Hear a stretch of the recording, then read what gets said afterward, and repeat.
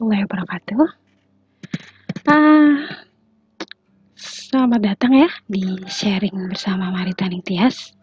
Kali ini saya mengangkat tema blogging antara passion, skill, and consistency. Kenapa disebut seperti itu? Nanti kita akan bahas lebih lanjut ya. Baiklah, katanya kan tak kenal maka tak sayang. Maka mari kita kenalan. Perkenalkan, nama saya Marita Ningtyas. Saya sedang belajar menjadi seorang blogpreneur. Saya juga suka belajar tentang parenting dan mental health. Ini sedikit info tentang saya ya. Mungkin teman-teman nanti bisa baca di PDF yang diberikan yang dibagikan oleh panitia ya. Ini sedikit perjalanan saya bagaimana bisa sampai di dunia blogging sekarang. Oke. Sebelum kita ngobrolin soal blogging, di awal saya sebut bahwa blogging itu adalah gabungan antara passion, skill, dan konsistensi. Ngomongin soal passion, apa sih yang teman-teman tahu soal passion? Coba ya nanti ditulis di saat kita lagi diskusi, saya pengen dengar pendapat teman-teman soal passion. Nah, apakah setiap orang yang memulai ngeblog itu pasti membutuhkan passion? Mungkin awalnya sih rata-rata orang yang ngeblog itu alasannya banyak ya. Ada yang mungkin diawali karena memang suka menulis, atau karena lihat bahwa sekarang banyak blogger kan ya, sudah banyak blogger di mana-mana dan rata-rata memperlihatkan sisi enaknya jadi blogger. Ya kan nggak mungkin ya blogger berbagi dukanya, pasti yang dibagikan sukanya aja. Nah, ngomongin passion ini, anak zaman now terutama suka bilang passionku tuh rebahan gitu. Tapi apakah benar gitu? Passion itu hanyalah sesuatu yang pasti berisi kesenangan gitu, pasti hura-hura gitu, selalu gembira setiap hari gitu. Apakah ketika kita menjalani passion itu pasti selalu tersenyum, nggak pernah itu yang ngalamin buntu ide atau gimana? Dulu saya pikir seperti itu, bahwa yang namanya passion itu ya pasti harus sukaria, kita tuh harus menjalaninya itu penuh dengan sukacita gitu. Hingga suatu saat saya datang ke sebuah seminar parenting. Di situ saya dapat insight baru tentang passion, bahwa ternyata passion itu berasal dari kata pati, dari bahasa Latin kalau nggak salah, yang artinya itu justru suffer ya, suffer in English ya, atau penderitaan kalau bahasa Indonesianya. Nah, gimana tuh ceritanya passion hubungannya sama penderitaan? Ya gini, jadi nggak ada tuh yang namanya menjalani passion terus enak-enak gitu, enggak. Tapi karena kita udah kadung cinta, karena kita udah kadung sayang sama sesuatu yang kita jalani ini, akhirnya semenderita apapun ya kita tetap sukacita menjalaninya. Itu yang disebut passion. Jadi bukan berarti terus ini passion terus nanti gampang aja gitu ngebloknya, enggak. Justru semakin banyak tantangannya. Ketika kita mencintai sesuatu, justru di situ akan banyak tantangannya. Kayak kita misalnya buat emak-emak itu ya, ketika kita udah punya anak gitu ya, pasti cinta kan sama anak kita, pasti sayang kan. Tapi bukan berarti terus gampang ya ngasuhnya.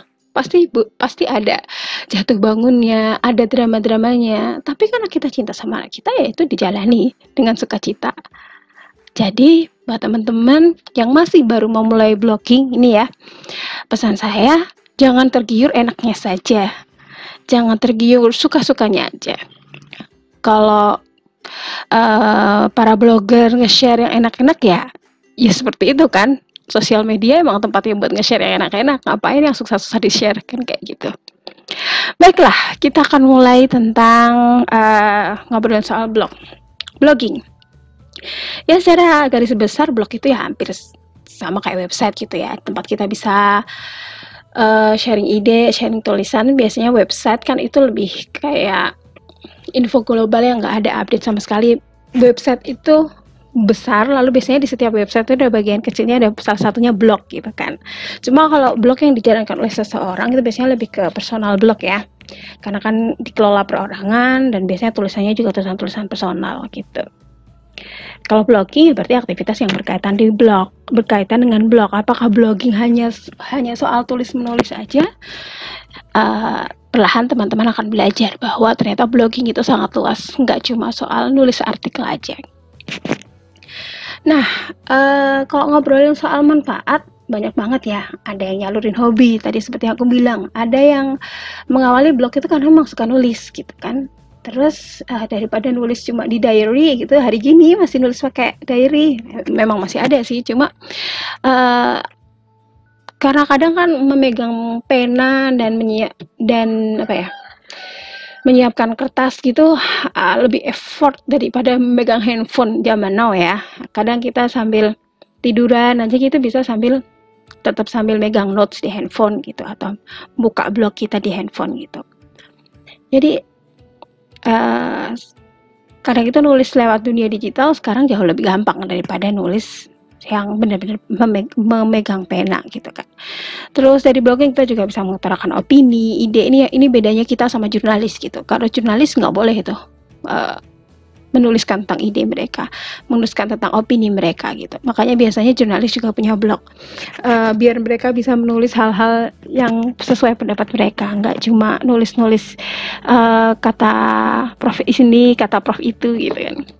Blogging juga bisa untuk berbagi kisah, inspirasi, tips, lalu untuk mengikat ilmu. Misalnya kita habis ikut kelas parenting, habis ikut kajian di mana, habis dinasehatin sama orang tua, terus kita tulis gitu kan. Blog juga bisa berkaitan dengan self healing gitu. Ada beberapa temen yang baru saya kenal gitu, ya baru saja mengalami kehilangan seseorang, mengalami kehilangan ibunda tercinta, dan dia menuliskan semua curahan hatinya lewat blog gitu. Boleh-boleh aja. Lalu bisa juga karena pekerjaan gitu ya. Ada beberapa yang punya blog karena pengen nge-share apa yang didapat dari pekerjaannya gitu, atau mungkin karena memang ngeblognya memang for cuan gitu ya, untuk cari duit gitu. Salah satunya saya gitu ya. Ya udah akhirnya ditekuni dengan baik-baik. Bisa juga karena mengerjakan tugas gitu. Karena ikut challenge sebuah grup, harus bikin blog, harus tulis tantangannya di blog gitu kan. Akhirnya bikinlah blog. Bisa juga untuk mencatat portofolio anak gitu. Biasanya emak-emak nih yang paling suka gitu kan, berbagi perkembangan anak sampai mana gitu. Untuk catatan ketika nanti udah gede, anaknya bisa diminta baca, atau bahkan mungkin bisa diminta untuk meneruskan menulis blog itu sendiri. Alasannya sekarang, Mbak, nulis itu kan medianya sekarang banyak ya. Ada banyak sekali, ada Wattpad, ada media sosial, ada Instagram, ada Facebook, ada Twitter gitu kan. Kenapa harus blog? Kenapa kita harus menulisnya lewat blog gitu? Pertama, ya mungkin buat teman-teman yang suka nulisnya lebih ke fiksi gitu ya. Wattpad, KBM, aplikasi KBM mungkin cocok gitu. Supportnya juga ada gitu kan. Cuma untuk teman-teman yang mungkin nulisnya berupa artikel, berupa pengalaman sehari-hari, berupa curhatan gitu kan, atau nge-review produk, habis pakai produk ini ternyata suka, aku mau bagiin ke teman-teman gitu kan. Ya blog salah satu yang sangat direkomendasikan. Pertama karena bikinnya mudah, sumpah mudah banget. Apalagi zaman now kan CMS, mau pakai CMS WordPress ataupun pakai CMS Blogspot gitu, tinggal next aja jadi kan. Terus mudah dan lebih rapi penyimpanannya. Misalnya kita nulisnya di sosial media nih, terus one day kita pengen nge-share tulisan itu, tapi udah entah tahun berapa, kita mau nyekrol gitu Instagram kita, Facebook kita, cari gitu sampai cari yang tahun 2016 gitu, pegel kan ya. Beda dengan blog. Di blog ada arsipnya, kita tinggal klik aja arsipnya, kita cari tahunnya sesuai yang dicari, atau gunakan fitur search yang ada di situ, nemunya lebih gampang gitu. Karena lebih rapi penyimpanannya tadi, jadi lebih gampang kalau kita mau nge-share tulisan kita ke orang lain. Perawatannya juga mudah, ya kan? Murah juga perawatannya, ya murah kan, nggak perlu dikasih makan. Makanannya harus update tulisan aja. Proses publishnya cepat. Tidak kalau kita misal jadi ikuti sebuah media gitu ya, ada ada tahapannya. Misal nulis dulu, kirim dulu ke email, nanti dicek dulu sama editornya, baru boleh tayang. Atau misal kalau tulisan-tulisan di mana ya, ikut yang media besar gitu, biasanya ada kayak UGC-nya gitu ya, user generated content gitu, biasanya juga ada harus dicek dulu gitu sama pihak editornya, kalau memang layak tayang baru ditayangkan. Beda dengan blog sendiri gitu. Kalau di blog sendiri kan kita bebas mau nulis apa, mau diterbitin kapan, kita bebas, gak perlu nunggu akses editor. Blog juga memungkinkan kita untuk menjadi diri sendiri, karena di situ tulisannya bebas, kayak bahasanya bisa kita sesuaikan dengan diri sendiri, dengan yang kita mau gitu. Dan yang pasti bisa menjadi personal branding gitu ketika kita punya blog. Misalnya nanti kok kita jadi penulis buku gitu, atau mungkin kita jadi pembicara di mana gitu, kita bisa cantumkan blog kita sebagai personal branding gitu kan. Nah, sekarang bagaimana untuk mengawali? Kalau pengen banget nih Mbak, aku memang serius mau belajar ngeblog gitu, kita bisa mulainya dari mana? Yang pertama adalah fokus. Blogging itu butuh fokus. Disambi sama emang nggak bisa gitu Mbak, disambi aku kan masih kerja di ranah publik gitu ya, bisa-bisa aja, cuma tetap butuh waktu khusus. Yang namanya ngeblog itu kan nggak mungkin ya kita ngeblog sambil sambil makan lele penyet gitu misal. Itu nanti handphonenya atau laptopnya bisa kotor kena sambal gitu kan, jadi tetap butuh waktu khusus untuk ngeblog gitu. Jadi kita harus benar-benar ngatur waktu, kapan untuk ngeblog, kapan untuk urusan domestik, kapan ngurus anak, kapan ngurus suami, kapan kerja di ranah publik gitu. Dan butuh kondisi yang tenang, akan kelihatan gitu. Tulisan itu jujur ya. Jadi kalau teman-teman lagi terburu-buru gitu ya, biasanya tulisannya juga akan kelihatan gitu kualitasnya. Jadi saat kita nulisnya tenang gitu kan, lagi damai, hasil tulisannya juga terlihat beda gitu.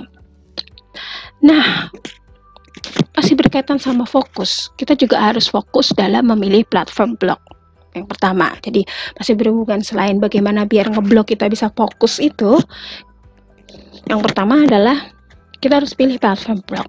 Ada banyak platform ya, ada Blogspot, WordPress.com, WordPress self-hosted, Medium, Tumblr, Wix, dan lain-lain. Mana yang paling baik?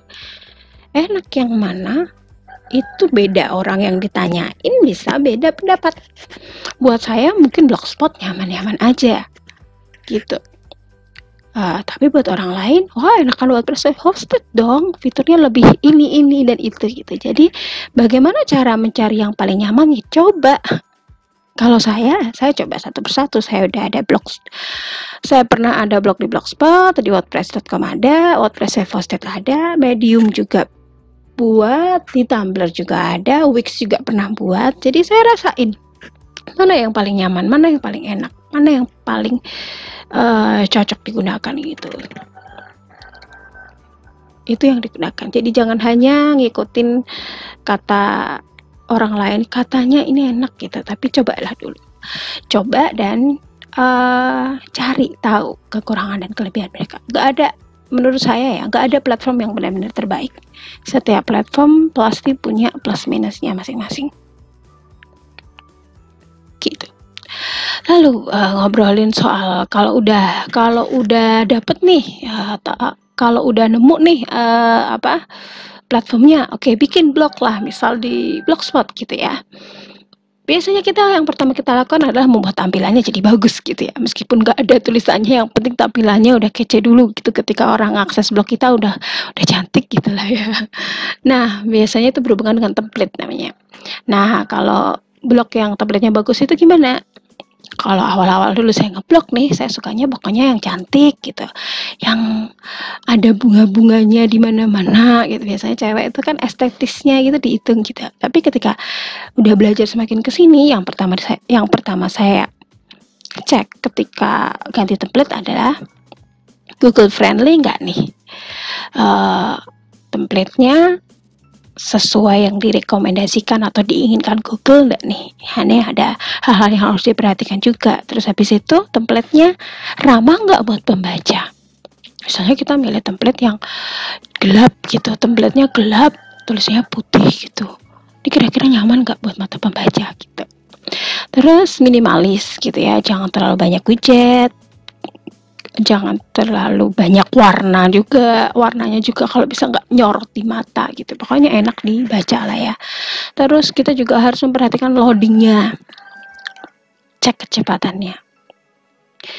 Ini kalau blog masih kosongan aja loadingnya lama gitu, apalagi nanti kalau udah diisi sama banyak artikel gitu kan, jadi biasanya saya cek kecepatannya juga.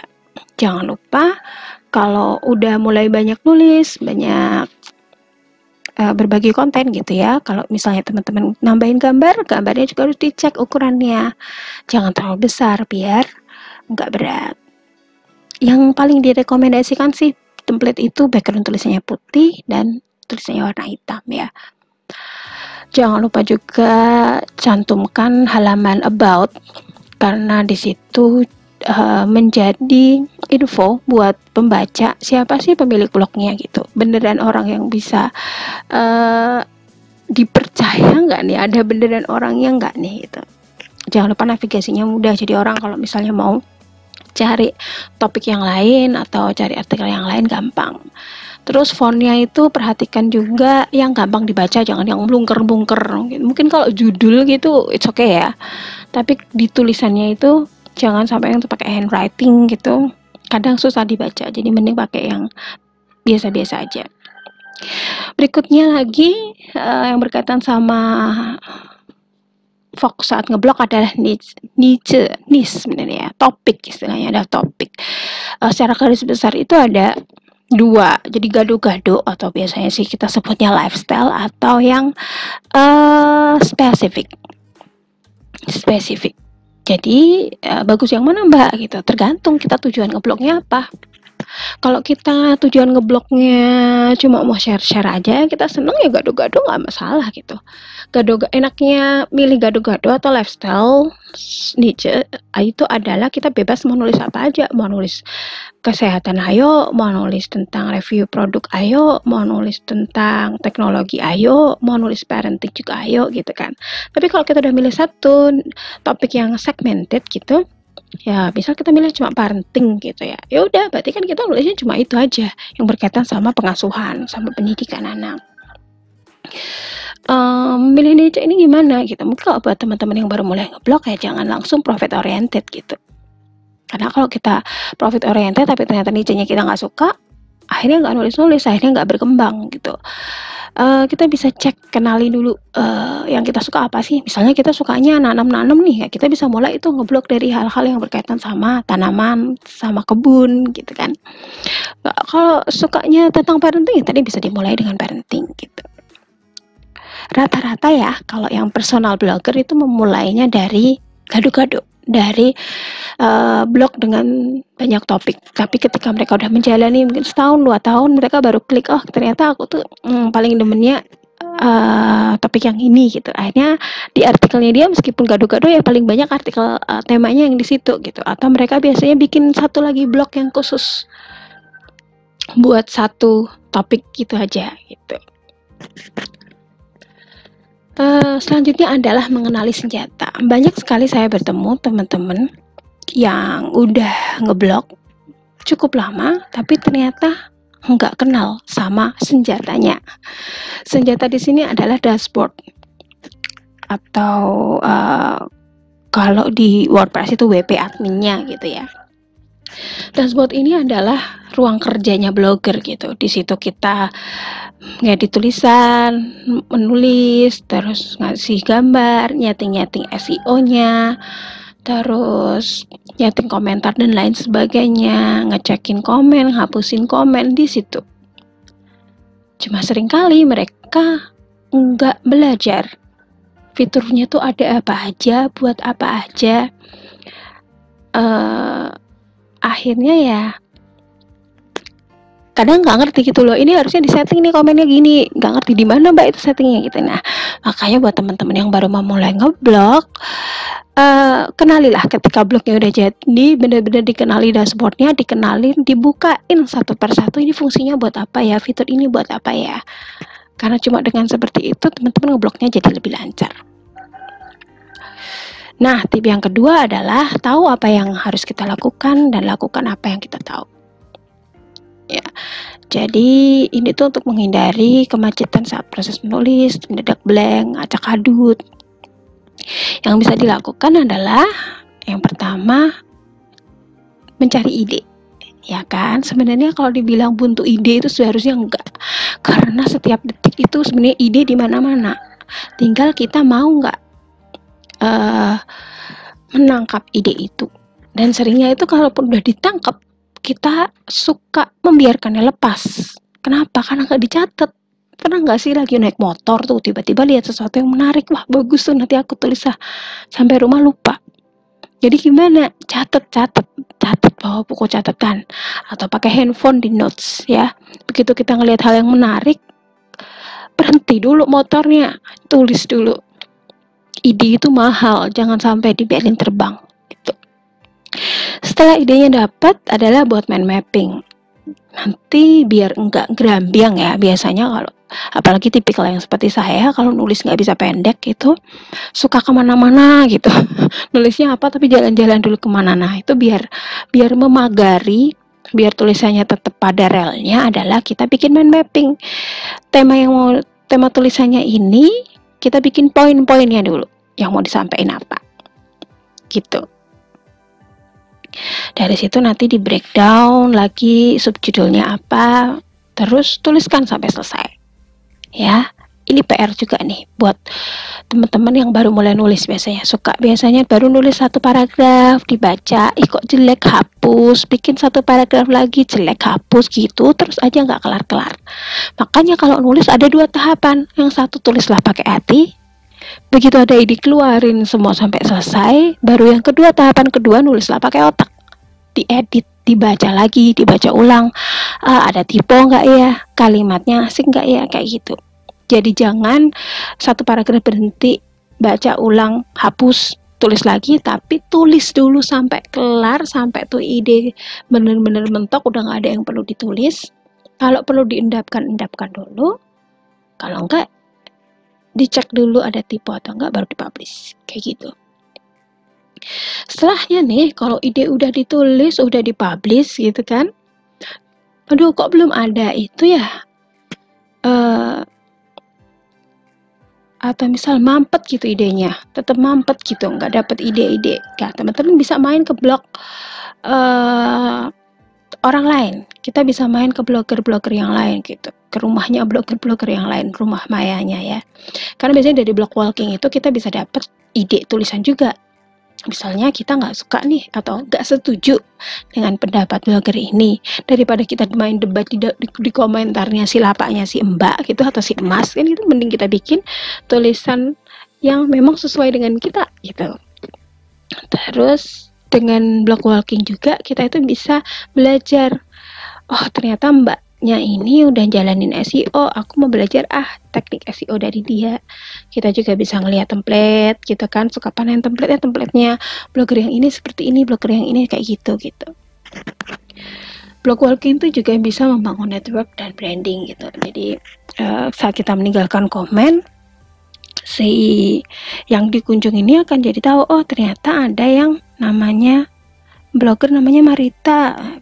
Nanti mereka bisa ikut main balik ke blog kita, terus bisa jadi personal branding juga kan buat kita. Oh ternyata ada blogger juga yang namanya Marita, kayak gitu.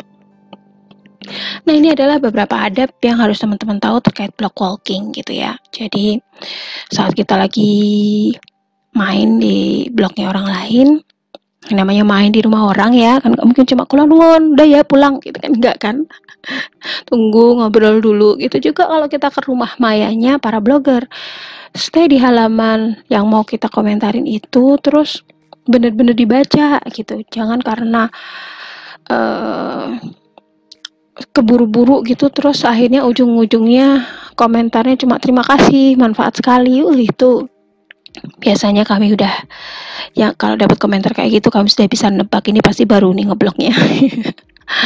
kayak gitu ya. Jadi berikan komentar yang sopan, yang sesuai dengan isi blognya. Jangan hanya sekedar terima kasih ya, manfaat sekali, itu terlalu umum, terlalu general, dan terlalu kita bisa nebak ini nggak ngerti deh ini orang baca apa enggak gitu. Terus jangan meninggalkan link hidup ya, karena itu masuknya spam. Jadi misalnya kayak kita komen di blog orang kayak gitu,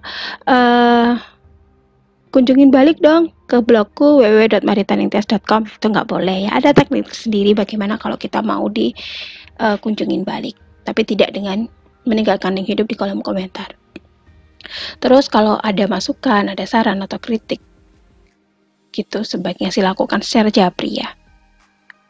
Apalagi kalau kita nggak kenal gitu kan, kita nggak tahu karakternya blogger itu bagaimana. Kalau kita kenal, kita japri, kita kasih tahu gitu, kok ini kayak gini ya, kayak gitu. Lalu itu deh, yang berikutnya adalah tadi yang seperti aku sampaikan, makasih Kak, artikelnya bermanfaat sekali itu. Udah nggak zaman gitu loh. Terus juga hindari komentar semacam endorse ya, meskipun kita tahu loh si blogger itu di endorse, ya udah review, komen aja tentang produknya, komen aja tentang apa yang di review itu gitu, jangan di endorse ya kayak gitu ya, gak sopan. Terus akan lebih baik lagi kalau misalnya di dalam artikel itu mengandung link ke artikel si blogger yang lain gitu, kita bisa kunjungin juga. Nah, tip yang ketiga adalah jangan jadikan uang sebagai tujuan utama. Saking sekarang banyak blogger baru ya, saya rata-ratanya karena ngiler gitu, ternyata jadi blogger tuh enak ya, bisa diundang ke event tertentu, dapat duit, dapat goodie bag gitu kan.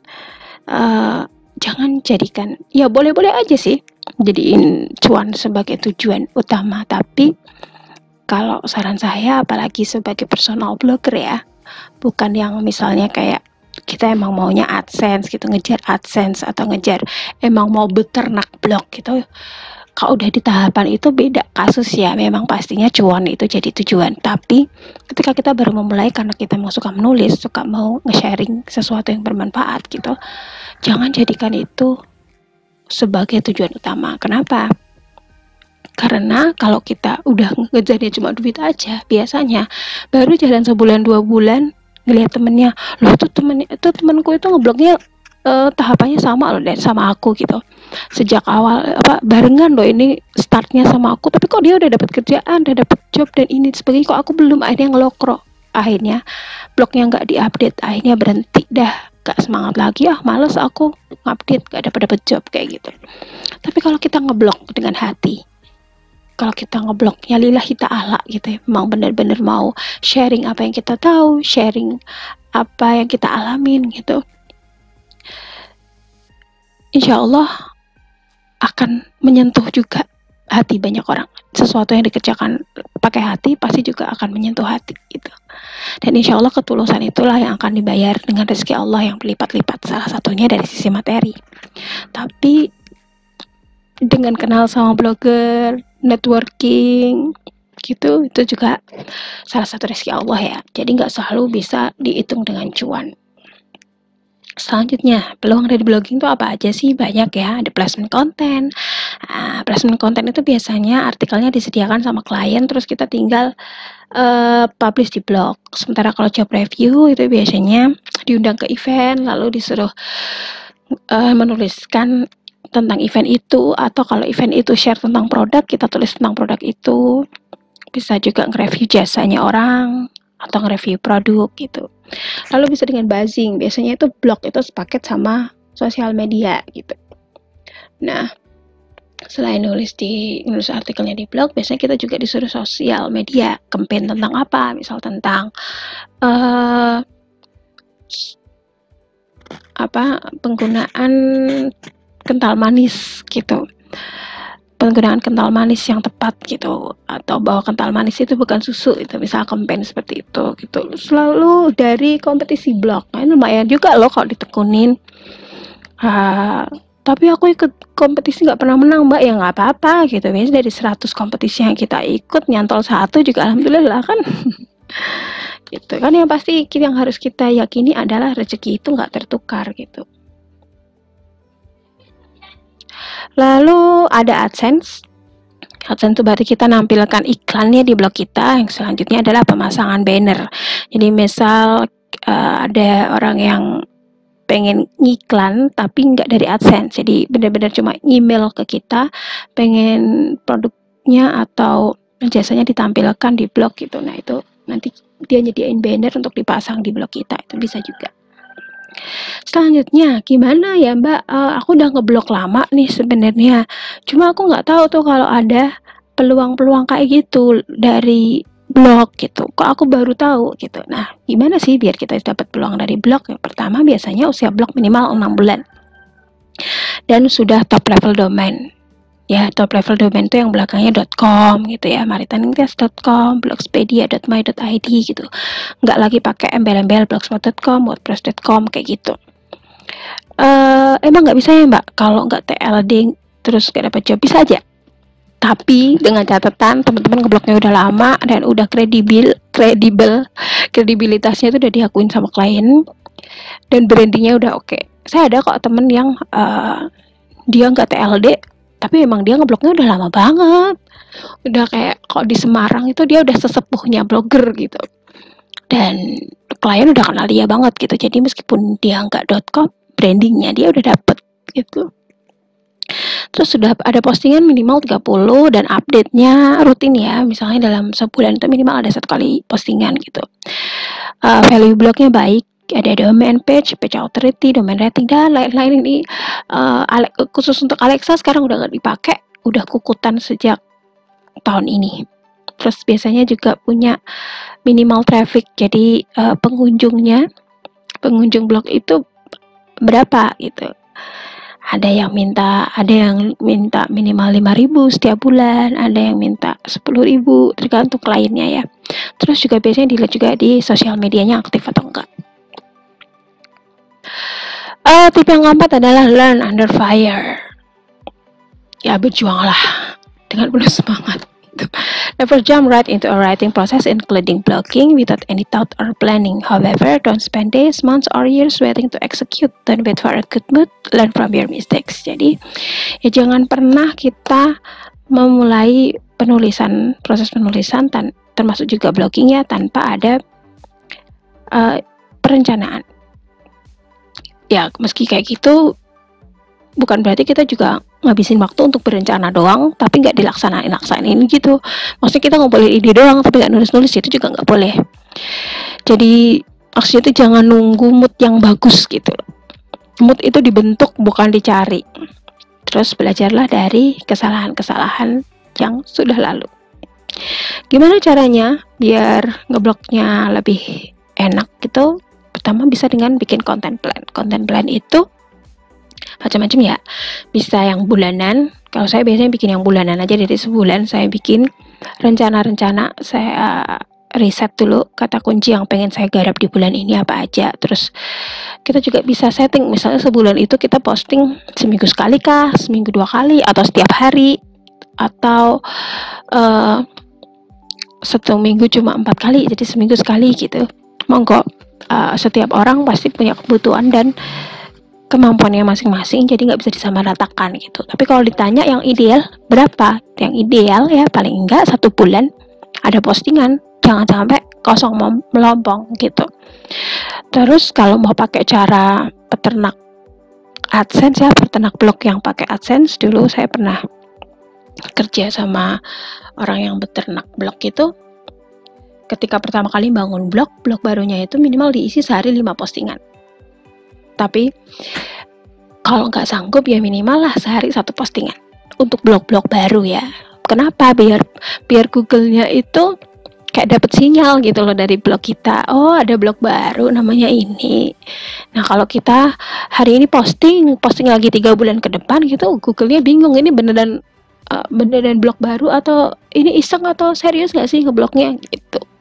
Jadi tunjukin ke Google, termasuk tunjukin juga ke membaca bahwa ini blognya kita serius, benar-benar digarap dengan serius. Salah satunya yaitu dengan konsisten update gitu.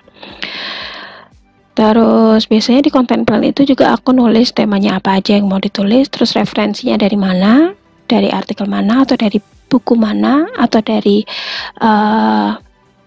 link YouTube mana, misalnya aku tulis. Untuk bikin konten plan ini bebas ya, ada yang suka ditulis di buku secara manual, ada yang suka pakai aplikasi-aplikasi tertentu gitu. Kalau saya sih biasanya pakai Excel aja lah yang gampang, Google Sheet gitu ya.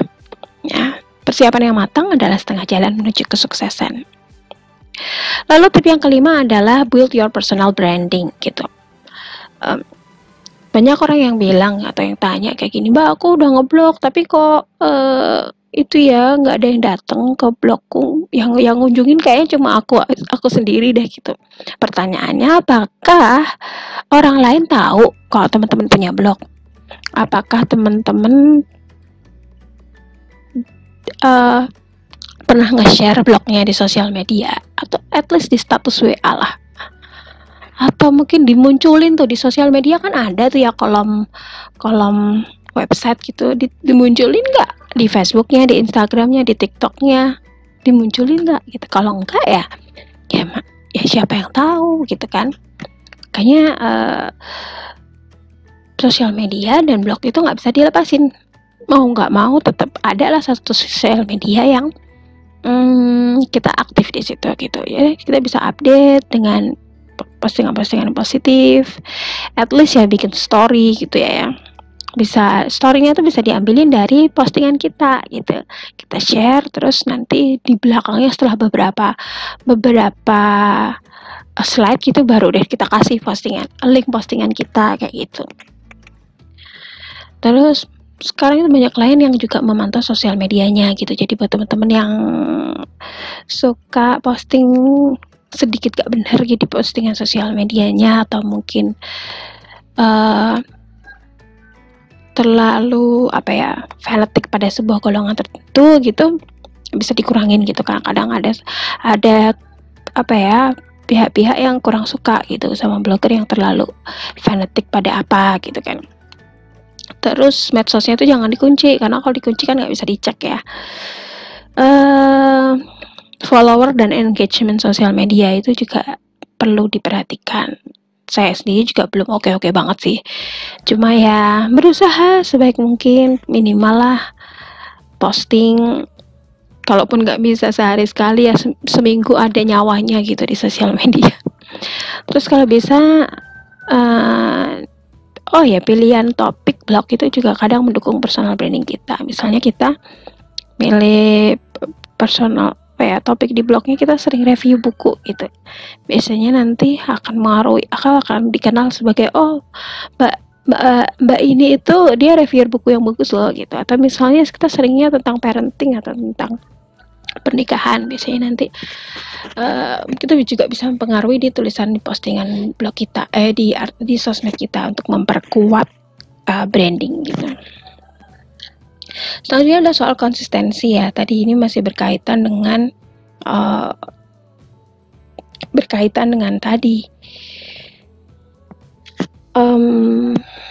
update itu ya, bahwa kita kalau mau semakin dikenal sebagai blogger ya kita konsisten postingnya gitu, sesuai sama konten plan yang udah kita buat.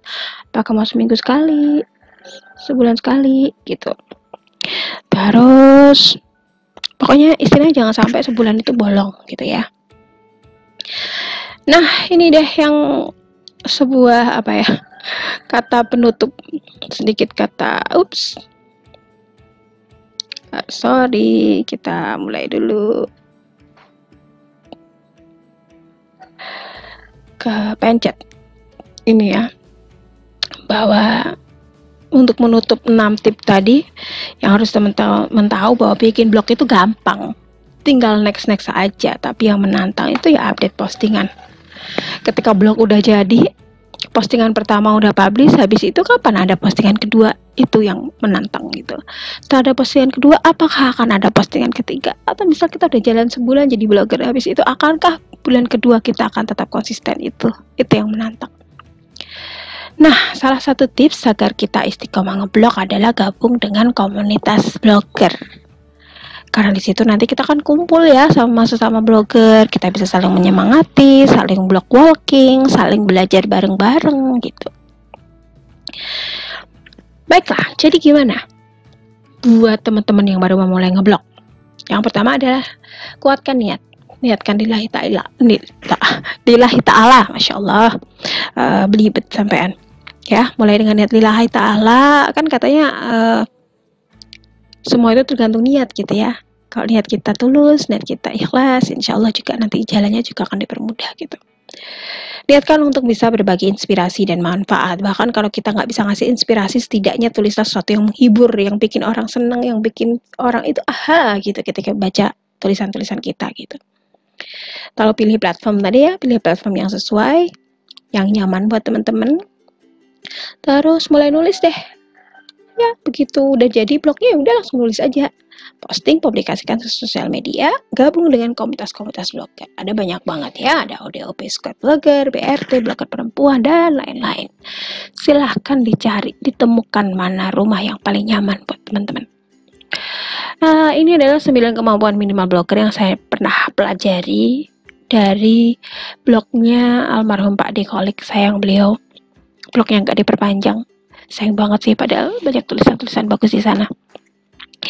Jadi setidaknya itu selain menulis ya, selain bisa posting, teman-teman harus bisa at least lah mengganti template yang sederhana. Lalu membuat halaman-halaman statis seperti halaman about, sitemap gitu kan. Masang widget di sidebar. Jadi biasanya di samping blog itu kan ada widget follower, ada widget popular post gitu kan. Ada arsip. Nah, itu gimana cara masangnya? Setidaknya bisa gitu. Terus untuk yang pemakai blogspot ya, pemakai blogspot yang pakai template bawaan blogspot yang lama-lama, yang simple, yang apa itu, biasanya itu artikel itu langsung muncul secara utuh jadi satu. Jadi misal kita panjangnya 1000 kata gitu ya, itu langsung muncul gitu di homepage-nya itu 1000 kata. Begitu kita posting ke artikel kedua ya kayak gitu. Ini akan panjang banget gitu ya. Nah, gimana tuh caranya biar postingan itu tuh terlihat cuma satu paragraf aja di depannya atau kalimat awalnya aja. Itu ada caranya juga. Ini seharusnya teman-teman tahu juga gitu. Terus jangan cuma bisa nulis, tapi juga cara masukin gambar, foto, ngembed video gitu harus tahu. Ngasih link. Terus kenalin fitur blog tadi, balik lagi ya, bahwa semua fitur blog itu sebisa mungkin teman-teman hatam fungsinya apa aja. Itu kalau yang untuk pemula ya. Sementara kalau professional blogger requirements gimana ini menurut saya ya, menurut orang lain bisa jadi beda. Jadi yang pertama tentu aja meningkatkan kemampuan menulis artikel yang baik. Gak bisa kok yang namanya di awal gitu kita nulisnya pasti baik.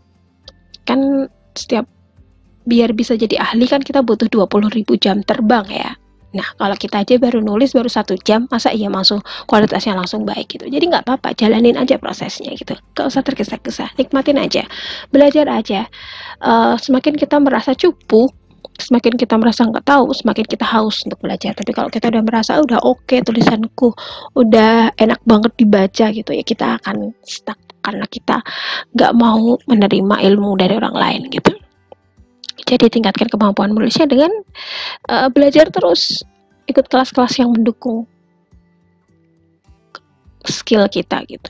Terus berikutnya adalah yang Google friendly. Nah, soal jumlah kata ini sebenarnya beda-beda ya. Ada orang yang bilang yang SEO friendly itu 2000 kata, 1200 atau gimana, beda-beda gitu. Kita bisa standarnya sekarang itu bukan jumlah kata lagi, tapi tulisannya bermanfaat nggak? Tulisannya menjawab kebutuhan pembaca nggak? Jadi kalau misalnya teman-teman nulis 300 atau 500 kata tapi bisa menjawab pertanyaan dan kebutuhan orang-orang, it's okay.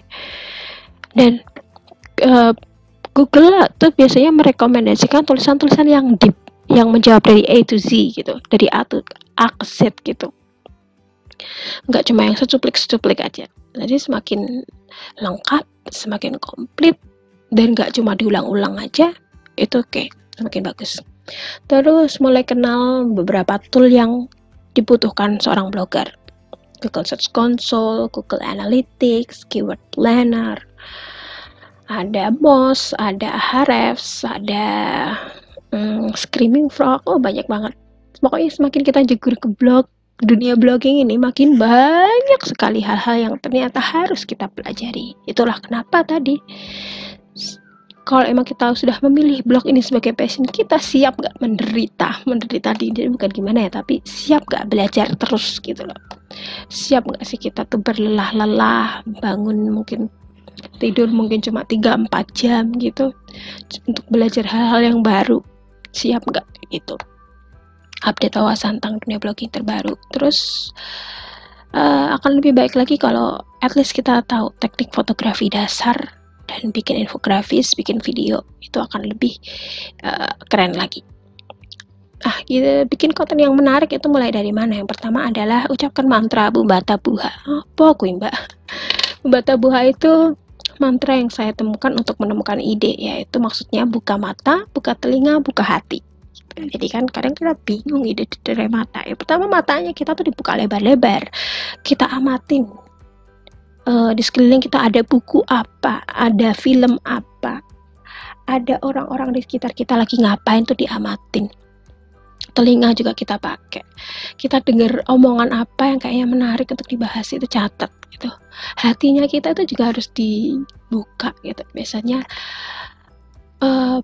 blogger atau penulis yang punya empati yang tinggi biasanya akan menghasilkan tulisan-tulisan yang menarik juga. Terus habis itu idenya udah dapat adalah lakuin riset gitu. Jangan cuma ya meskipun ini nulisnya di blog-blog kita sendiri ya, tapi semakin dalam tulisan yang kita buat kan semakin oke. Jadi lakukan riset, kita butuh untuk nambahin value dari tulisan itu, kita butuh pendampingan buku A, B, C misal, atau baca artikel dulu di web ini, web itu gitu kan. Terus habis itu kita tentuin juga ini kontennya mau ditujukan sebagai konten yang viral atau yang abadi gitu. Kalau viral ya mungkin dibacanya atau naiknya sesaat aja, tapi habis itu pas masanya udah habis ya nggak dibaca orang. Tapi kalau legend, kapanpun artikel itu bisa dikunjungi sama orang lain.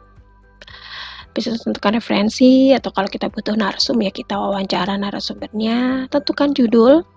Clickbait itu nggak masalah. Clickbait itu kan intinya adalah biar orang ngeklik gitu kan, menarik kan berarti judulnya. Yang masalah itu adalah ketika antara judul dan isi nggak sinkron kayak media-media yang ada sekarang ini. Jadi clickbait itu nggak masalah, asalkan tetap judul sama isi itu sinkron gitu ya. Lalu kalau nanti udah belajar SEO, berarti perhatikan kata kunci juga. Ada jumlah karakter yang pas juga, berapa untuk SEO tuh ada gitu. Lalu perhatikan penggunaan heading dan subheading, ini juga menyangkut SEO ya.